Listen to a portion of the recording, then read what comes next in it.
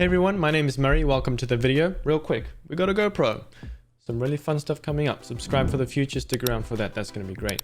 We're going to learn how to do this snappy fun commercial you saw at the beginning of this video. Really fun, awesome. It keeps people engaged because of how quick it is, but also it's not too fast to where people actually don't know what's going on. Some little fun tips and tricks, and also added text into there as well. Not too much of it because it can get a little overwhelming, especially with fast-paced edits, but I have done one of those as well. Here's an example of that.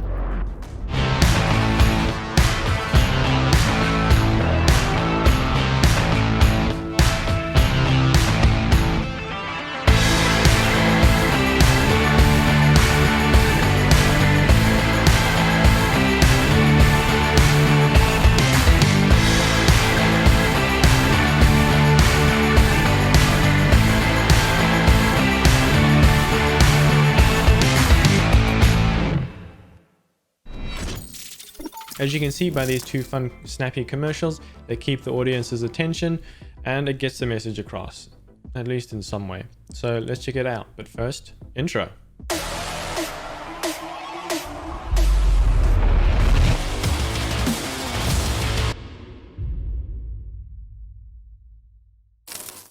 So in Premiere Pro, when I set up my sequence 1920 by 1080, 23 or 24 frames per second, it's not a huge deal. And then go ahead and click OK. Import your footage, whichever ones you need. I have 3 in this case. Alright, so here we are in Premiere Pro, and the first thing you'll see is that we've got 3 different clips here, and obviously we've got some banding here, which is not ideal. I'm shooting at 50 shutter speed, which is obviously not what I want. The first shot I have is all the lights are off, and then as you go further down in the timeline, I turn each light on so that when you edit it later, it's gonna have all the lights pop in at different times. So we can see that all these lights are eventually on. Then throughout the whole video, I'm going to be putting things into the shot, and I'm gonna show you how we're gonna separate each of these into their own layers. That way they appear at the time that we want them to appear according to the beat. Then the next shot is me doing the cabinets and the drawers, just opening all of them. And then the next shot is me taking the camera all the way down to the pantry. And obviously I move the camera or the tripod about 1 foot each time.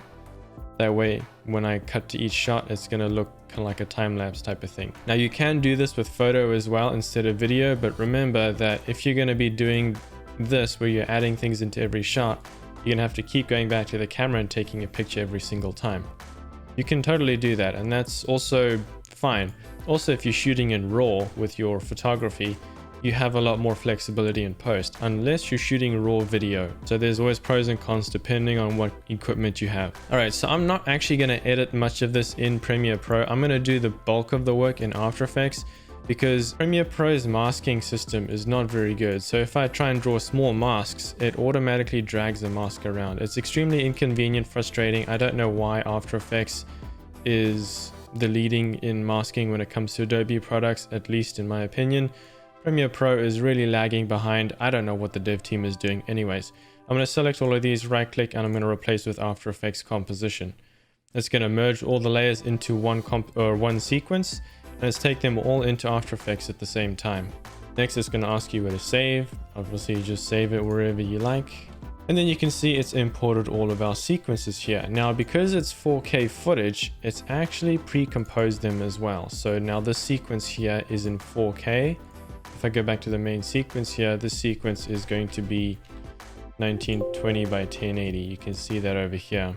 Now it has all 3 shots here. Let's just go back to Premiere Pro here. You can see that it's merged all 3 of those layers.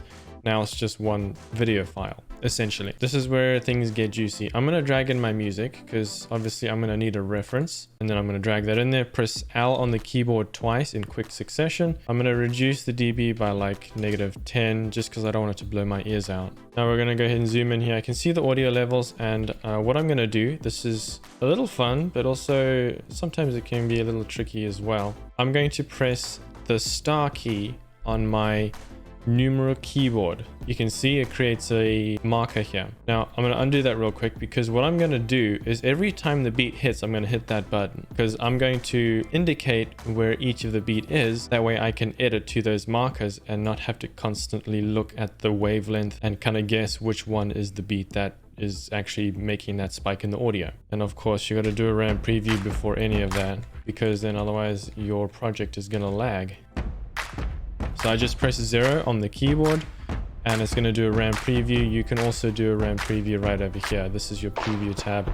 If you don't see it, go to window and you can go to preview. You'll see that there. And obviously it's playing in slow motion here because it's doing its thing. So now it's done a decent RAM preview here. We're going to go ahead and play the video, and we're going to hit that star key on the numeral keyboard every single time it hits the beat. So here we go. Now, if you're having issues where your RAM preview keeps resetting because of the markers, I'm going to undo my markers here. You can actually go here and do quarter in the, essentially the preview here on the quality. So now if I do another RAM preview, it's going to do that real quick. One eternity later. All right, the third time's a charm.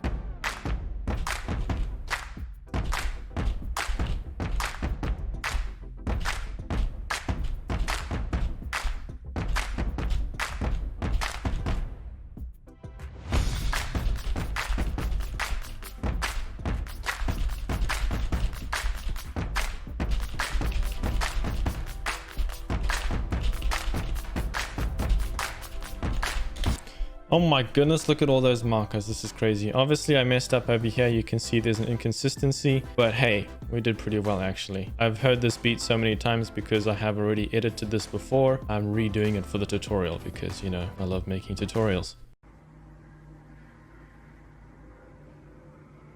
Boy, if you don't... Okie dokie, you can obviously see I missed the first hit here, so I'm just going to add a marker there. And for the most part, this looks pretty good. All right, so now when we're going to edit to the beat, here's what we're going to do. First of all, we want to add some text. Let's make it kind of snappy and cool. So if I just press Ctrl T, let's add some text. We're going to do them all in their own layer, essentially. I'm going to lock all of these here. And then once I finish zooming in, I'm just going to trim this up to the marker here. I'm going to set the sentence here. I'm going to center it for now. And then what I'm going to do is I'm going to duplicate this layer with Control D or Command D on a Mac. Drag it to my next marker, drag this over, and then I'm going to do the same thing until I finished my sentence. All right, once I've got that selected with my align tool here, I can just align it to the center of screen. And then obviously I'm just going to make sure that these are where they should be so that it looks kind of pretty. I'm going to select them, press P. Let's get the position here, and we're just going to close up these gaps a little. All right, that's starting to look pretty decent. Next we want to do is, instead of just having them appear as the hits come in, what we're going to do is in the beginning of each, we're going to keyframe the position here, and then I'm actually going to drag these other ones so that they start where they're supposed to start. And then let's say using page up and page down, 1, 2, 3, let's say 4 frames. We're going to make sure all those keyframes start there, right about there. Okay, so now I'm going to go back to the beginning of this layer. I'm going to drag the position up. I'm going to select it, press F9, go to the graph editor here with this button. I'm going to zoom in, and then what we want to do is add an easy ease out and a fast move into the shot, essentially. So what we're going to do is this text is going to come in really quickly, and it's going to start slowing down towards the last keyframe here. So if we just zoom out, let's see what this motion looks like. Hey, look at that. And then we're just going to repeat the process for the other text. What I can do actually is copy this beginning keyframe here, and I can actually just paste it onto this property and then just shift it over. All right, I'm going to make sure those are easy eased as well. Go down here, select them all. I'm going to zoom in so we can actually see what we're doing here. Drag them out. All right, sweet. You can see this one's off by 1 frame just because of the wavelength and the marker. You're going to have that eventually, so be aware of that. And then I'm just going to have them fade out. So press T on the keyboard, and then we're just going to keyframe the opacity down to 0. All right, so let's collapse those. Let's lock them. In fact, you know what? Let's just hide them just to keep them out of the way. So after the text comes in, we're going to, let's say, hit this beat just for the example's sake. Control Shift D to separate the layer or to cut it. And then I'm going to go to where the first lights come on. So Control Shift D again, delete that in between, and I'm just going to drag it to where I can cover up that gap. So on the beat, it's going to reveal the lights, And let's keep going. Let's go on this one and we're going to reveal the next lights. So Control Shift D. Where do the next lights come on? There we go. So Control Shift D. I'm going to drag that, cover that, and then I'm delete the other one there. And then it's just a repetitive process like everything is. So you can see what I have so far is looking pretty good. It's hitting the beat. And I'm not going to go through that whole thing because it's a very simple process. So let's get to where the items on the counter overlap each other. This is where sometimes it can get a little tricky. So what we're going to do, I'm just going to trim up to where I am out of the shot because, you know, no one wants to see me. So right there, I'm out of the shot. Let's just delete that.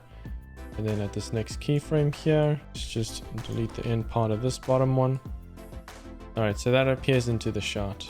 I'm going to go down in time to where the next one comes in, and I'm taking my time. That's wonderful.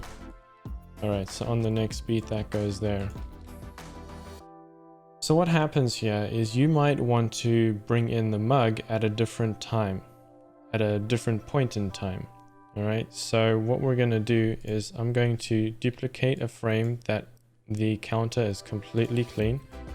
So Control D, I'm going to drag that up above the shot that I just brought in, and I'm going to make it last for the duration of the first. So then what I'm going to do is I'm just going to press T on the keyboard, take down the opacity, and then what I can do is with G, I can go ahead and grab my pen tool. Let's also make sure I grab the shadow. If I just show the quality more, you can actually see there's a shadow on the counter, which I want to make sure I include. All right, and let's bring the opacity back up and we're going to feather it about 5. Yeah, that looks pretty good. Yeah, so you can't see a thing. So check this out. This one, next one is actually going to start 2 frames or 2 hits later because the other one's still got to reveal the mug. So check this out. That reveals and the next shot, the mug reveals. All right. Then we've got this revealing. We've got to do the same trick with here. So let's Control D, duplicate that. I'm going to get my mask items here. We're going to drag this over and I'm going to have to grab some of this mask to cover the rest of the mug and to avoid hitting this piece of wood. I don't really know what the name of it is. Got to make sure I grab this shadow or the reflection as well. Same process there. All right, and then we're going to go down 2 hits. So that hit right over there, that disappears and the mug shows up. 1 hit further down, that's when we change into the next shot here. So let's see. That's where that appears. All right, Control Shift D, delete that bottom one. Let's drag that up to here. All right, so you probably get the idea already. Just some fun little masking tricks because it'll help you in shooting to speed up time. It also adds a nice little cool trick there. So we've removed the mug in this frame here. In the next hit, the mug is revealed. Same thing with the following one. And the process continues, right? All right, so assuming this part of the video is done, what we're gonna do is if we scrub further down to where everything is now in the frame, all the items, then we're gonna work on the cabinets. The cabinets are a little more tricky. So what I'm gonna do is just drag the cabinets shot all the way above everything. And just for the sake of the tutorial, we're gonna start at the beats over here. So obviously I'm in the shot. I need to make sure I'm not in the shot. Control Shift D, and that's gonna be on that beat. Now it might get a little tricky, but because what we're doing is as we go further down, let's find another one where the cabinet's open. There's going to be times where both these cabinets want to be open, or one's going to be open, one's going to be closed, and you're going to have to mask one out until that next one is open. You can see, for example, here, this is open. It's a kind of similar process as to the mug and the plates and bowls here. A very repetitive process, and you can definitely be pulling your hair out by the end of this. I know I did. Although it was also pretty fun. Now the next shot here, what we've got, let's go to the beat here. So let's drag it down here. All right, so let's say it starts here. We're going to do a similar process here. Let's go to the next hit, which is right here. Same process. I'm gonna wait till I stop moving the camera. So right about there, Control Shift D. Drag that down. I'm just going to delete that bottom one. I don't need to because it's going to be covered, but just to keep things clean, simple, and orderly. Next one, we're going to move the camera and go further down. Wait till I finish actually positioning things. There we go. You know, and the same process all the way up to the pantry. I know what a pantry is. And then here, same process as before. Sometimes you might have to do some masking. I didn't because the lighting worked out just fine. But sometimes you might have overlapping items that you might want to bring in at different times. That's where you'd use your masking. Now what you can do, let's say you've edited all your audio in After Effects, which is not ideal, but let's say that's what you did. You can copy with Control-C or Command-C, copy that audio. And then if we go back to Premiere Pro, go to the beginning of a sequence and let's just go ahead and paste that. There's our audio. It's going to be exactly how we edited it in After Effects. So if we paste that in the beginning of the composition or the sequence in Premiere Pro's case, it's going to be exactly the same as it was in the composition in After Effects. So now if we go ahead and look here, this is updating in real time because it's using Adobe's dynamic link, because I used that, because I right clicked and just replaced with After Effects composition with the 3 shots. So any changes I make in real time in After Effects, it'll update here in Premiere Pro. And then for the text at the end, I just pressed R on my keyboard and I can bring out the rulers, and then with my mouse on the ruler I can drag out a marker and just make sure my text is all aligned. This is basically similar to the text I showed you previously. Nothing complicated. I adjusted the size and the color with each. I had a background as well. Made them a little unique so that it kind of added a little dimension and made things interesting. And then like the text before, I just added them into the beat, and that's literally it. Obviously I went back and forth between all the projects, between Premiere Pro and After Effects, to make sure everything was updated and to make sure that the things were not being funky or strange throughout the whole thing. And there you have it, some quick techniques and tricks to make your ads much snappier, more entertaining, and just grab the attention of the audience. If you enjoyed, subscribe, stick around for the future. I do a lot of editing tutorials, visual effects, filmmaking. I teach people how to stream, build their brand, online filmmaking, and all that kind of fun jazz. There is a shop down in the description. Feel free to check it out. 95 of the orders on the shop are free if you use the coupon FREE at checkout. You don't have to pay anything if you don't want to, but obviously I appreciate it. It does help continue to create free content on the channel for you guys. There's going to be a giveaway. Stick around for that. It's going to be filmmaking gear, most likely streaming gear like cameras and microphones and all that kind of fun jazz. So if you're interested in that, join the Discord server down below, and in the channel giveaways, there's info there about what's going to be happening. Yeah. Leave a like on the video, it really helped the channel out. But until next time, remember, keep smiling, keep shooting.